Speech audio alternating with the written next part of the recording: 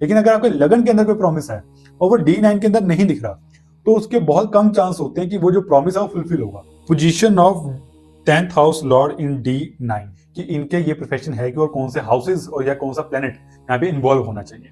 लगन के अंदर कौन सा हाउस उदय हो रहा है यहाँ पे लगन के अंदर 5th हाउस उदय हो रहा है। 5th हाउस किस चीज का है? 5th हाउस है सॉल्यूशंस का। इस चीज को शो नहीं कर रहे कि D9 और कैसे दिखा जा सकता है, या तो उनको खुद को नहीं आ रहा या वो बताना नहीं चाह रहे।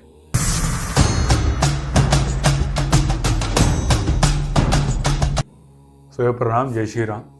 इस वीडियो के अंदर आज हम बात करने जा रहे हैं D9 के बारे में, कि जो D9 जो हमारा चार्ट है हमारी कुंडली के साथ, जो लगन के बिल्कुल जस्ट अगर आप स्वाइप करोगे किसी भी एप्लीकेशन के अंदर, आपको वहाँ पे नवांश लिखा हुआ दिखाई देगा, जिसको हम D9 बोलते हैं।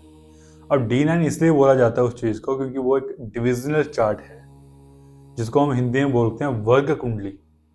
वर्ग कुंडली का मतलब क्या होता है कि जब आपके लगन कुंडली के अंदर हर एक हाउस को 12 भागों में डिवाइड किया गया, 12 भागों में आगे डिवाइड किया गया, तो उससे जो नए नए डिविजन्स निकल के आए, जो नई नई कुंडलियां बनी, तो जब 9th हाउस को डिकोड किया गया, ठीक है, तो उसका जो वर्ग मतलब डिवीजन, वर्ग मतलब क्या होता है? डिवीजन होता है।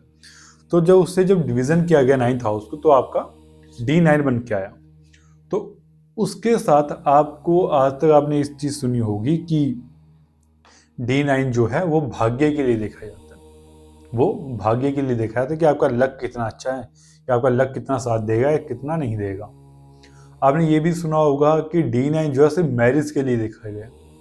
बड़े कोर्सेज आ रखे हैं ऑनलाइन, जहाँ पे से आप D9 को आप सिर्फ एज अ मैरिज के कॉन्टेक्स्ट में पढ़ा रहे हैं। वो बिल्कुल इस चीज़ को शो नहीं कर रहे कि D9 और कैसे देखा जा सकता है, या तो उनको खुद को नहीं आ रहा या वो बताना नहीं चाह रहे। दोनों में कोई एक बात है। अब आज हम बात करेंगे कि D9 जो है वो और किन चीज़ों में देखा जा सकता है, और सबसे इम्पॉर्टेंट जो चीज़ है वो है हमारा प्रोफेशन, कि प्रोफेशन के अंदर D9 कैसे काम करता है। आपने सुना है कि डिविजनल चार्ट्स के अंदर D9 नहीं D10 देखा जाता है प्रोफेशन के लिए, लेकिन आज हम D10 की बात नहीं कर रहे। D10 के ऊपर जबकि मैंने पहले ही वीडियो बना चुका हूँ मैं, कि प्रोफेशन के ऊपर एक कंप्लीट वीडियो है मेरी, उसके अंदर मैंने D9 के बारे में जिक्र किया थोड़ा बहुत, लेकिन D10 और लगन को मैंने कंप्लीटली समझा रखा है। और आपको प्रोफेशन के बारे में और डीपली जानना है तो इस वीडियो के बाद आप वो वीडियो जरूर देखना। अब साथ ही आगे हम D9 के ऊपर बात कर रहे हैं, तो आपके सामने मैं 2 कुंडलियां पेश कर रहा हूं। यहाँ पे आपके सामने मैं 2 कुंडलियां शो कर रहा हूं। ये जो दोनों कुंडलियां हैं ना,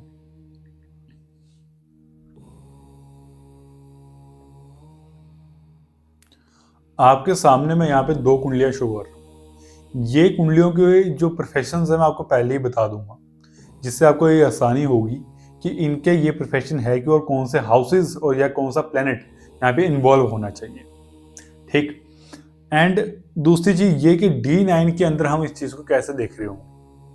सबसे पहले मैं आपको कुछ रूल्स बताना चाहता हूँ, how to read D9 for profession. जब रूल्स आते हैं कि D9 के रूल्स क्या हैं, सबसे पहले हमें क्या देखना है कि कौन सा लगन जो है वो D9 के अंदर राइज हो रहा है।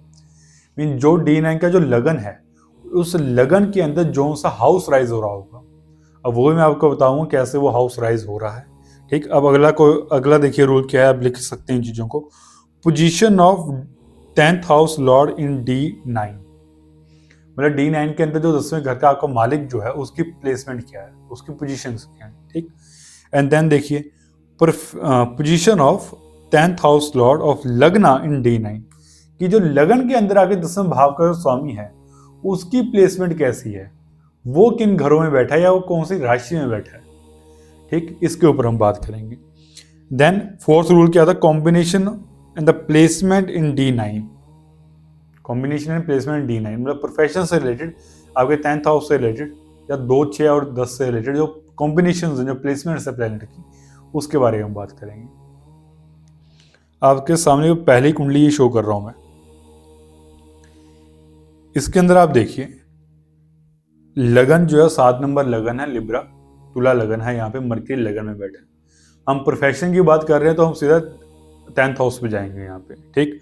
तो 10th हाउस में देखिएगा आप कि 10th हाउस के अंदर 4 नंबर राशि है यहाँ पे। अब 4 नंबर राशि जो है इसका जो रूल करता है वो करता है मून। 4 नंबर राशि को, और जो मून है वो छठे भाव में बैठा है और जुपिटर की राशि में है। तो जब भी किसी का 10th हाउस का मालिक जुपिटर की राशि में जा रहा है, ठीक, या कोई पर्टिकुलर हाउस में जा रहा है, तो सबसे पहले वो क्या करेगा, उस पर्टिकुलर हाउस, जो हाउस है ना, वो फील्ड शो करता है कि ये व्यक्ति कौन सी फील्ड में काम करेगा। जो हाउस है वो फील्ड है, ठीक। अब जो वहां पे राशि है ना, वो किस तरह से काम करेगा, वो कोई प्लेनेट की राशि है, राइट। अब वो एडवाइजरी का काम करेगा ये व्यक्ति, क्योंकि यहाँ पे जुपिटर की राशि आ रही है, यहाँ पे जुपिटर की राशि आ रही है, एडवाइजरी का काम करेगा। और साथ ही साथ काल पुरुष की कुंडली के अंदर जो 12 नंबर राशि है वो 12th हाउस में आ रही है। 12th हाउस किसी का फॉरेन का, डिफरेंट कल्चर का है। तो ये व्यक्ति जो अपनी सर्विसेज देगा, जो अपनी सेवा देगा, ठीक, उसके अंदर फॉरेन कल्चर के लोग या डिफरेंट कल्चर के लोग इन्वॉल्व रहेंगे, ठीक। अब ये देखिए, अब ये व्यक्ति का जो प्रोफेशन है वो इंश्योरेंस से रिलेटेड है। किस चीज से रिलेटेड है? इंश्योरेंस से। ये लोगों का इंश्योरेंस करवाते हैं, करते हैं। और साथ ही इनका जो काम है वो लोन से रिलेटेड है। लोन, लोगों को लोन प्रोवाइड करवाना, ठीक है, इन चीज़ों से रिलेटेड काम है इनका। तो छठे घर के अंदर क्या क्या चीज़ें आती हैं? छठा घर हम बोलते हैं कि ये है रोग का, रिपु का और ऋण का, ठीक। अब देखिए, रोग क्या होगी? बीमारियां। अब बीमारी से रिलेटेड ही इंश्योरेंस करवाया जाता है, हेल्थ इंश्योरेंस होते हैं सब। तो इंश्योरेंस जो है वो छठे घर में आता है। देन हो गया एक, हमने बोला ऋण। ऋण क्या होता है? जिसको हम बोलते हैं आज के टाइम पे लोन, ठीक। अब ये व्यक्ति लोन प्रोवाइड करवाता है लोगों को, ठीक। अब इस तरह से सेवा दे रहा है, तो सेवा भी जो है वो छठा घर आ रहा है यहाँ पे। तो हमने यहाँ पे ये देख लिया कि 10वें घर का मालिक जब छठे घर में गया, तो इस व्यक्ति का प्रोफेशन इन चीजों से रिलेटेड था, ठीक। लोगों को एडवाइजरी देता था कि अगर तुम ये इंश्योरेंस करवाते हो तुम्हारे लिए ये अच्छा नहीं, ठीक। लोन का काम दे रहा है, लोन जो है प्रोवाइड करवा रहा है लोगों को, ये इनकी सर्विसेज है। देन देखिए, हम शनि से भी प्रोफेशन को देखते हैं, ठीक। अब शनि कहाँ गया? इनका 12th हाउस में गया। Again foreign culture and different जो कल्चर जो लोग हैं उनसे रिलेटेड काम होगा, ठीक। अब शनि भी जो है वो लिंक बना रहा है, किससे? मून से लिंक बना रहा है। तो जब भी शनि मून से लिंक बनाता है तो उनके लिए हम ये बोलते हैं कि इस व्यक्ति की जो प्रोफेशन है, उसके अंदर ट्रैवलिंग बहुत रहेगी। तो ये जो जिनका ये चार्ट है, इन्होंने जब लोगों के इंश्योरेंस किए वो घर जा किए, ठीक। तो इनका ट्रैवल बहुत रहता था, चाहे लोकल में था, शॉर्ट ट्रैवल था, लेकिन ट्रैवलिंग बहुत थी इनके काम के अंदर, और वो आज भी है इनके काम में, ठीक। अब ये तो हो गया कि हमने यहाँ से जजमेंट लगा ली कि भाई छठे घर से रिलेटेड होगा, कोई 10th हाउस का मालिक वहां पे है। ट्रैवलिंग से रिलेटेड होगा, कोई सैटर्न और मून का रिलेशन है, ठीक। डिफरेंट कल्चर से होगा, क्योंकि यहाँ पे शनि भी 12th हाउस में है और मून भी 12 नंबर राशि के अंदर है। तो इससे हमने एक ये जजमेंट तो लगा ली।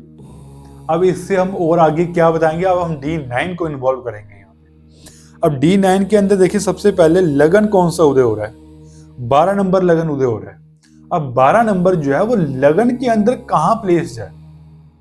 12 नंबर राशि जो है वो लगन के अंदर कहाँ प्लेस्ड है? वो प्लेस्ड है 6th हाउस में। तो हम इसको हम क्या बोलेंगे? इसको हम यहाँ पे ये बोलेंगे कि छठा घर जो है वो D9 में उदय हुआ है लगन के अंदर। D9 के अंदर छठा घर जो है वो उदय हुआ है कहाँ पे? लगन में। तो ये इस व्यक्ति को अपनी लाइफ टाइम 6th हाउस से रिलेटेड काम करता हुआ दिखेगा ये व्यक्ति, ये सेवा करता हुआ दिखेगा ये व्यक्ति, ये सर्विसेज प्रोवाइड करता हुआ दिखेगा ये व्यक्ति, ये इंश्योरेंस और लोन से रिलेटेड काम करता हुआ दिखेगा, ठीक। अब यहाँ पे अब इन व्यक्ति को जिनका ये चार्ट है, ये मंदिरों में, गुरुद्वारों में बहुत ज़्यादा दान पुण्य करना, वहाँ सेवा करनी, ऐसा नेचर मिलेगा इनका। क्यों? फिर D9 के अंदर लगन के अंदर राइज हो रहा है। अब D9 को के अंदर जब कोई चीज लगन में राइज हो रही है, ठीक, D9 किस चीज का बोला गया? भाग्य का बोला गया, भाग्य के लिए अच्छा। D9 जो है आपकी पर्सनैलिटी को और आपकी ओवरऑल लाइफ को शो करता है, ओवरऑल लाइफ को शो करेगा। जबकि आपने ये सुना होगा सिर्फ और सिर्फ मैरिड लाइफ को शो करता है, जी नहीं। D9 जो है आपकी ओवरऑल लाइफ को शो करेगा, उसके अंदर जितने भी इवेंट्स होंगे उसके अंदर D9 का जो योगदान रहेगा वो सबसे ज्यादा रहेगा। अब देखिए, अब इनका हमने क्या रूल पढ़ा था? हमने एक रूल पढ़ा था कि 10th हाउस लॉर्ड की प्लेसमेंट हमें चेक करनी है D9 के अंदर। अब 10th हाउस का मालिक कौन? जुपिटर। प्लेसमेंट कहाँ है जुपिटर की? अगेन 6th हाउस आ रहा है। तो D9 भी ये चीज शो कर रहा है, इसका जो प्रोफेशन होगा वो कहाँ से रिलेटेड होगा? छठे घर से रिलेटेड होगा। अब मैंने क्या बोला था, एक और रूल था यहाँ पे कि position of 10th house Lord of लगन इन D9, लगन के अंदर जो इनका 10वें घर का मालिक है वो D9 में कहां प्लेसमेंट है, कौन से घर के अंदर बैठा है। अब यहां देखिए मून कहां बैठ गया? 12th house. अगेन 12वां घर आ रहा है, फॉरेन आ रहा है, डिफरेंट कल्चर आ रहा है। ठीक, अब ये और मून है यहाँ पे तो ऑब्वियसली बात है ट्रैवलिंग तो वो देगा, मूवमेंट तो वो देगा। ठीक, अब ये देखिए कि एक और हम बोलते हैं यहाँ पे कि हम देखेंगे combination and placement. Combination and placement, अब कोई भी प्लेनेट जो है प्लेस तो नहीं है यहाँ पे, 10th हाउस में कोई प्लेस नहीं है।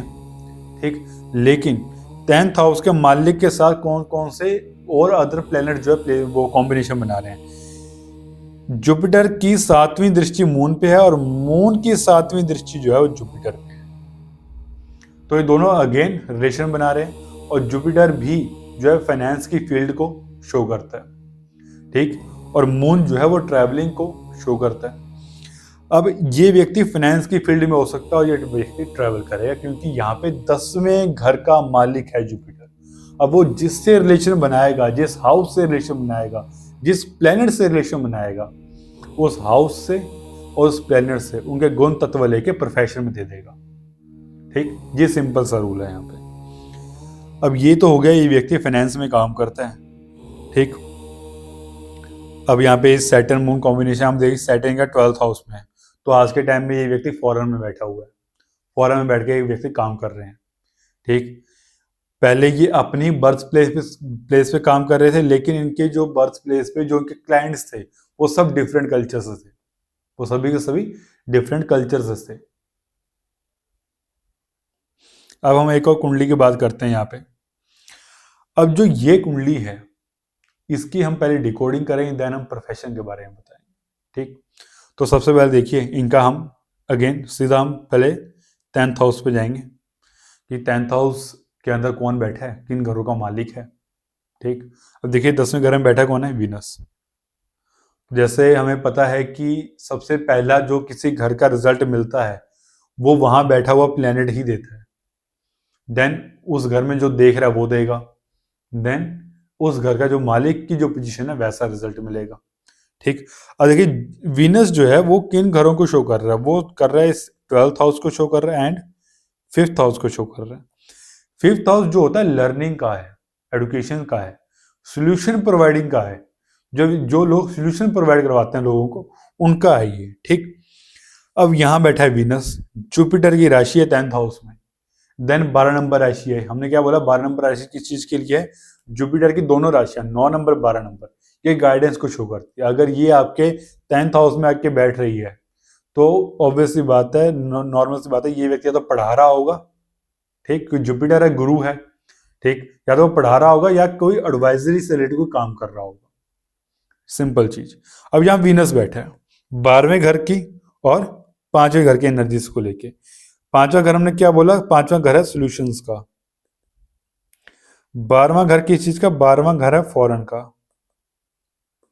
ठीक, अब ये व्यक्ति जो है ये फॉरेन में है, इनका जो बर्थ है, इनकी जो बर्थ प्लेस है वो यूपी के अंदर है, अयोध्या। और ये आज के टाइम पे जो है ये पंजाब के फिरोजपुर के अंदर बैठ के अपनी सेवाएं दे रहे हैं। ठीक, और वो भी लोगों को सोल्यूशन प्रोवाइड करवा रहे हैं जो 5वें घर का काम है। अब देखिए किस तरह का सोल्यूशन प्रोवाइड करवाएंगे ये। ठीक, वो कौन बताएगा? सैटर्न कहाँ बैठ गया? 8th हाउस में बैठ गया जुपिटर के साथ। अगेन वही, क्या सैटर्न जुपिटर के साथ बैठ रहा है, क्या काम करेगा? जुपिटर वाला काम करेगा, लोगों को एडवाइजरी देगा, पढ़ाएगा, समझाएगा। ठीक, और सैटर्न बैठ गया जी 8th हाउस में, सैटर्न बैठ गया इनका 8th हाउस के अंदर। अब 8th हाउस में बैठा सैटर्न ये शो कर रहा है कि इनके प्रोफेशन जो है 8वें घर से जुड़ा होगा। ये व्यक्ति इंजीनियर भी हो सकता है, ये व्यक्ति एस्ट्रोलॉजी के अंदर भी हो सकता है, ये व्यक्ति एस्ट्रोलॉजर भी हो सकता है। ठीक, अब सैटर्न जब भी 8th हाउस में बैठता है हम बोलते हैं कंस्ट्रक्शन का काम कर सकता है। ठीक, ये व्यक्ति एडवाइजरी का काम कर सकता है कि जुपिटर के साथ बैठा हुआ है। ये व्यक्ति ज्योतिष का काम कर सकता है। तो ये व्यक्ति एस्ट्रोलॉजर है, ये लोगों को एस्ट्रोलॉजी पढ़ाते भी हैं, ये लोगों को एस्ट्रोलॉजी पढ़ाते भी हैं और उनको सोल्यूशन भी देते हैं, कंसल्टेशन भी लेते हैं। ठीक, तो 5th हाउस इन्वॉल्व हुआ, 8th हाउस इन्वॉल्व हुआ और यहाँ पे 12th हाउस भी इन्वॉल्व हो गया। ठीक, अब ये तो हो गया क्या लगन, जो इनका लगन क्या कह रहा है, ये तो वो वाली बात हो गई। अब D9 यहाँ पे कैसे शो कर रहा है। अब D9 के अंदर जो लगन के अंदर हाउस उदय होगा वो काम करेगा ये व्यक्ति। लगन के अंदर कौन सा हाउस उदय हो रहा है यहाँ पे लगन के अंदर 5th हाउस उदय हो रहा है। 5th हाउस किस चीज का है? 5th हाउस है सॉल्यूशंस का। 5th हाउस है सॉल्यूशंस का। ये व्यक्ति सबसे ज्यादा कंसल्टेशन लेते हैं, ये व्यक्ति सबसे ज्यादा कंसल्टेशन लेते हैं। ये सुबह 8 बजे बैठेंगे और रात को 8 बजे उठते हैं अपनी चेयर से। क्यों? क्योंकि इनका सारा टाइम कंसल्टेशन में जाता है। ठीक, D9 क्या बताता है? D9 ये बताता है, D9 के अंदर जो हाउस आपका उदय होगा, लगन का जो सा हाउस उदय होगा, वो आपको ओवरऑल लाइफ में वो चीजें दिखेंगी और वही मेन रोल निभाती हुई दिखेंगे आपकी लाइफ के अंदर। ठीक, अब यहाँ पे देखिए 10th हाउस के अंदर मालिक कौन हुआ? मून हुआ। मून कहाँ बैठा है? मून बैठा है अगेन 5th हाउस में। 5th हाउस की चीज क्या है? सॉल्यूशंस प्रोवाइडिंग का है, पढ़ाने लिखाने का है, लर्निंग का है। किस घर के मालिक के साथ बैठा है? ये बैठा है 8th हाउस के मालिक के साथ। 8th हाउस देन अगेन किस चीज का है? 8th हाउस है आपका एस्ट्रोलॉजी का। ठीक, ये घर आपको ऐसे शो कर रहे हैं। अब यहाँ पे राहु बैठा है, राहु किस चीज को शो करता है? राहु शो करता है फॉरेन को। तो ये व्यक्ति फॉरेन कंट्री में बैठ के सेवाएं दे रहा है ज्योतिष से रिलेटेड, जहां पे कंसल्टेशन लेते हैं। तो इस तरह से आप D9 को प्रोफेशन के लिए देख सकते हो। ठीक, अब D9 को मैरिज के लिए भी देखा जाता है। अगर आप यहां तक पहुंच चुके हो तो आपको मैं एक मैरिज को आप कैसे डिकोड करोगे D9 के अंदर, ठीक, उसका मैं आपको सिंपली एक रूल बता देता हूं। अगर D9 के अंदर सिंपली देखिए, अगर जैसे इनका ये D9 है, यहाँ पे 12वें घर का मालिक मरकरी बैठ जाए, 6ठे घर का मालिक जुपिटर बैठ जाए, या फिर 8th हाउस का मालिक वीनस बैठ जाए। ठीक, क्योंकि अगर D9 को मैरिज के लिए बनाया गया है तो मैरिज की फाउंडेशन जो है वो ये 1st हाउस बताएगा कैसी है। ठीक, अगर ये 6ठे घर का, 8वें घर का, 12वें घर का मालिक यहाँ बैठा हुआ दिखाई दे, ठीक, शनि यहाँ बैठा हुआ दिखाई दे, यहाँ पे आपको केतु या फिर आपको यहाँ पे राहु और केतु में से कोई भी बैठा हुआ दिखाई दे, तब मैरिड लाइफ में आपको प्रॉब्लम दिखेगी। और सेम चीज अगर आपको ये 7th हाउस, ये 7th हाउस है जो कि आपकी मैरिज को शो करता है। ठीक, जो कि आपकी मैरिज को शो करता है। अगर यहाँ पे भी 6ठा घर, 8वां घर, 12वें घर का मालिक बैठे हैं और या शनि यहाँ बैठा है या राहु और केतु जिससे प्लैनेट यहाँ बैठे हैं, तो आपको यहाँ प्रॉब्लम देखने को मिलेगी। ठीक, तो ये सिंपल सा रूल है जो आप D9 को भी एज अ प्रोफेशन के लिए, क्योंकि D9 को क्या बोला गया? D9 को बोला गया है कि D9 को क्या बोला गया? D9 को बोला गया है कि ये ना आपके प्रॉमिसेस को पक्का करने के लिए, कि आपका जो प्रॉमिस आपको मिला है लगन के अंदर आपको ये प्रॉमिस मिल गया एक, कि जी आपका ना जुपिटर मून कॉम्बिनेशन है या जुपिटर सैटर्न कॉम्बिनेशन है आपका, और आप एडवाइजरी से रिलेटेड काम करोगे, आप जुपिटर की फील्ड में काम करोगे। अब उस चीज को कंफर्म करने के लिए ये व्यक्ति क्या करेगा? D9 में जाएंगे और वहां पे देखें कि वहां पे सैटर्न जुपिटर का कॉम्बिनेशन मिल रहा है या जुपिटर जो है वो 10th हाउस से कॉम्बिनेशन बनाता हुआ दिख रहा है क्या। अगर आपको ये चीजें दिख रही हैं तो आप कह सकते हो कि ये प्रॉमिस जो है इसके ऊपर स्टैंप लग चुकी है, इसके ऊपर एक मोहर लग चुकी है कि ये चीज 100% होगी। D9 इसलिए काम करते हैं, जितने भी डिविजनल चार्ट्स हैं वो आपके कंफर्मेशन के लिए काम करते हैं, आपके प्रॉमिस के। लेकिन अगर आपके लगन के अंदर कोई प्रॉमिस है और वो D9 के अंदर नहीं दिख रहा, तो उसके बहुत कम चांस होते हैं कि वो जो प्रॉमिस है वो फुलफिल होगा। अगर वो फुलफिल भी होता है तो उसका 100% आपको रिजल्ट नहीं मिलेगा, आपको वो रिजल्ट जो 40-50% मिलके रह जाएगा। आप ये बोलोगे ये चीज, यार ये चीज मुझे मिली तो थी लेकिन पूर्ण रूप से नहीं मिली। ठीक, तो उसका क्या मतलब? उसका यही मतलब है कि आपको D9 के अंदर वो प्रॉमिस नहीं मिला था, उसे आपको लगन में मिला था। तो इस तरह से आप लगन को और D9 को प्रोफेशन के लिए आप देख सकते हो, और इन रूल्स को अगर आप इंप्लीमेंट करोगे किसी के भी चार्ट पे, तो आपको ये सब रूल्स जो हैं इम्प्लीमेंट होते हुए दिखाई देंगे, और आपको किसी की भी प्रोफेशन के बारे में कुछ भी बताना है तो आपको 100% जो है एक एक्यूरेट प्रिडिक्शन मिलेगी। तो आज की वीडियो के लिए इतना ही। अगली वीडियोस के अंदर हम प्रोफेशन के और जितने भी चीज़ें हो सकती हैं और जितने भी रूल्स हैं हम उनको लेके आएंगे और इसके बारे में आगे फर्दर बात करेंगे। जय श्री राम।